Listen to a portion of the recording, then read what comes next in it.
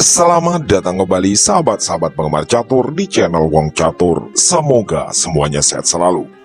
Kali ini kita akan sama-sama membahas partai sangat menarik antara Rashid Nurmedinov yang sangat terkenal dengan serangan agresifnya melawan Mikhail Tal, sang penyihir dari Riga, dalam turnamen yang sangat bergengsi yaitu USSR Championship, tepatnya pada tanggal 8 Desember 1961. Saking bagusnya partai ini, banyak yang menyebut ini adalah salah satu partai agresif terbaik sepanjang sejarah dunia catur. Kebetulan pula pernah ada salah satu sahabat pecinta catur yang request di kolom komentar. Oke, fokuskan pikiran karena ini adalah partai sangat menarik dan menegangkan. Mari sama-sama kita bahas. Rashid Nurmedinov memegang buah putih dan Mikhail Tal buah hitam. Permainan dimulai dengan pion E4 dan dibalas C5. Putih lanjut kuda F3 dan hitam menjawab pion ke D6.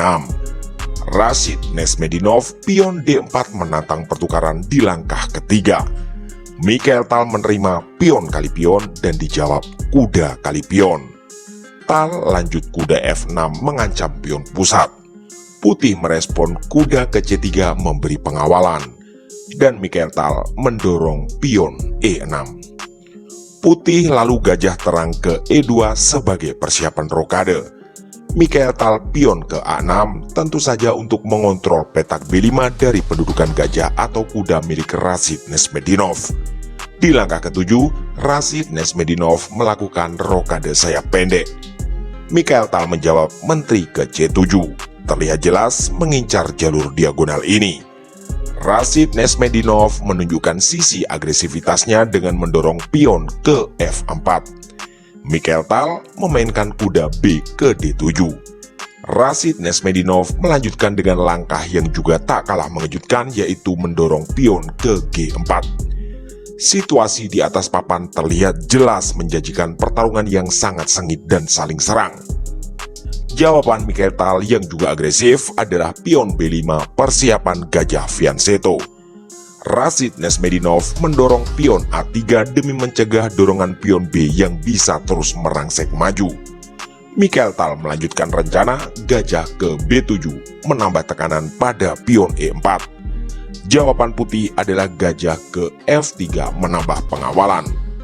Mikhail Tal meluncurkan kuda ke C5 sebagai perwira ketiga yang menekan pion E4.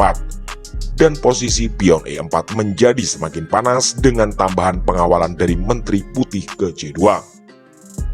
Mikhail Tal mendorong pion ke E5 mengancam kuda sekaligus sebagai tawaran pertukaran pion.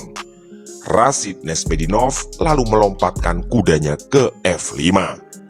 Tal kemudian berusaha mengusir kuda tersebut dengan dorongan pion G6.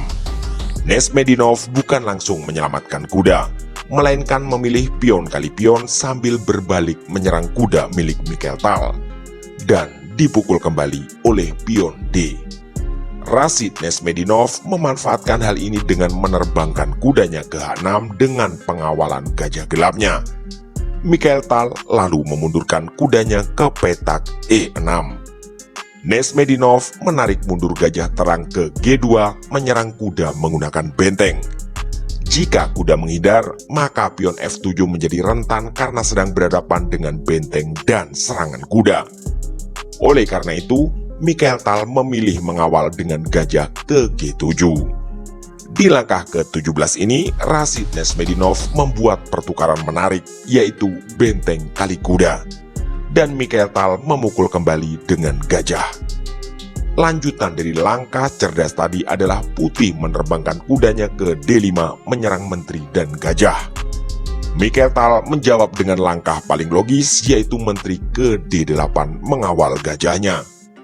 Lanjutan serangan Rashid Nurmedinov sangat menarik yaitu menteri ke F2. Menambah tekanan pada gajah sekaligus mengancam pion F7 dengan dukungan kuda. Di sini juga terlihat bahwa jika gajah hitam bergeser, maka ada ancaman skakmat di pion F7. Benar-benar kombinasi serangan mengerikan dari seorang Rashid Nurmedinov. Mikhail Tal menjawab kuda ke F4. Ini juga menarik, karena menutup jalur serangan menteri, sekaligus menawarkan pertukaran kuda serta menutup jalur pengawalan gajah gelap terhadap kuda H6. Dari berbagai pilihan, Rashid Nesmedinov memilih gajah kali kuda dan tentu dibalas pion kali gajah. Sebenarnya, di titik ini memukul pion dengan menteri adalah opsi menarik. Tapi lagi-lagi, Nesmedinov memberi respon sangat menarik lain, yaitu mengorbankan pion ke E5 sekaligus mengurangi penjagaan terhadap kuda D5. Dan ternyata Mikhail Tal menerima pengorbanan gajah kali pion.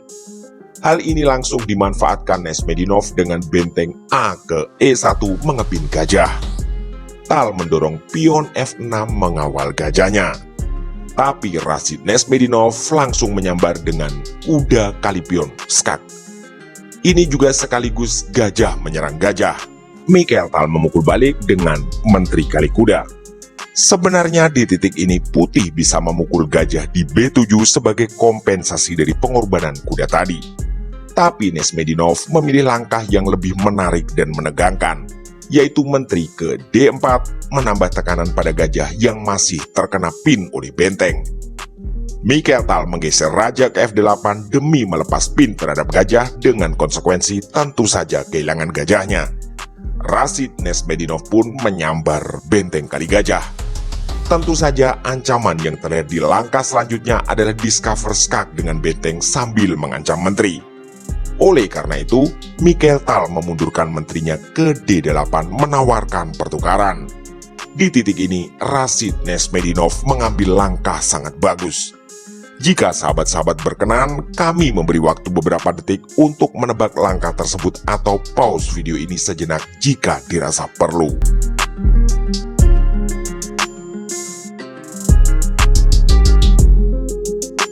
Selamat bagi sahabat-sahabat yang sudah menemukan. Ya, putih benteng ke F5 skak mengorbankan diri, sekaligus menterinya mengancam benteng.